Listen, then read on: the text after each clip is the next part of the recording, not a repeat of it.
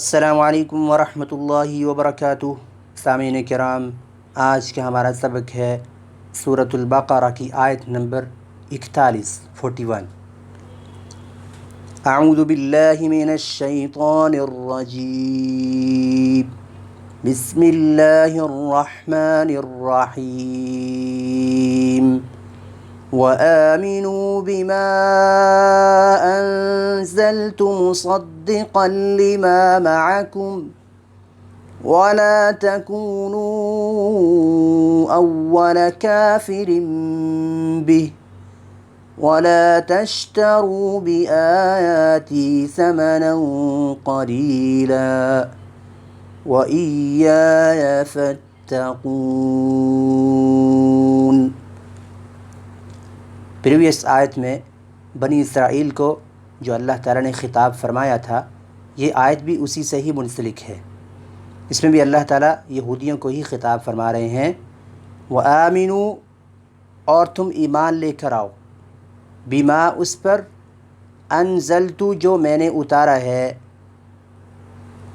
مصدقاً، وہ تصدیق کر رہا ہے، لما، اس کی، معکم، جو تمہارے پاس ہے، یعنی کہ جو میں نے محمد الرسول اللہ صلی اللہ علیہ وآلہ وسلم پر جو میں نے قرآن اتارا ہے، اس پر تم ایمان لے کر آؤ، وہ اس کی تصدیق کر رہا ہے جو تمہارے پاس تورات کی شکل میں موجود ہے۔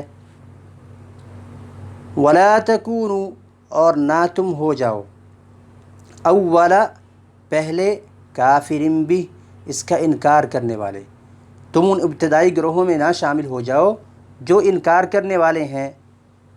ولا تشتروا، اور نہ تم خریدو یا بیچو، بآیاتی، میری آیات کو، ثمنا قلیلا، ہلکی سی قیمت کے بدولت۔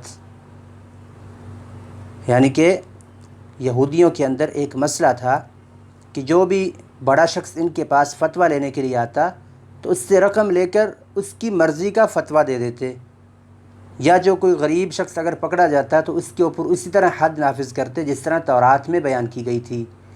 لیکن جب کوئی امیر شخص پھنس جاتا تو اس کے لیے پھر کوئی حیلہ بہانہ تلاش کرتے اور تورات کو ہی بدل دیتے۔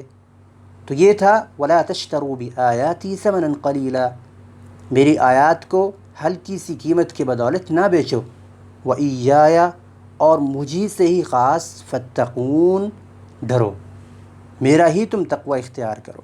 تو یہودیوں کو اللہ تعالیٰ نے یہ نصیحتیں فرمائیں۔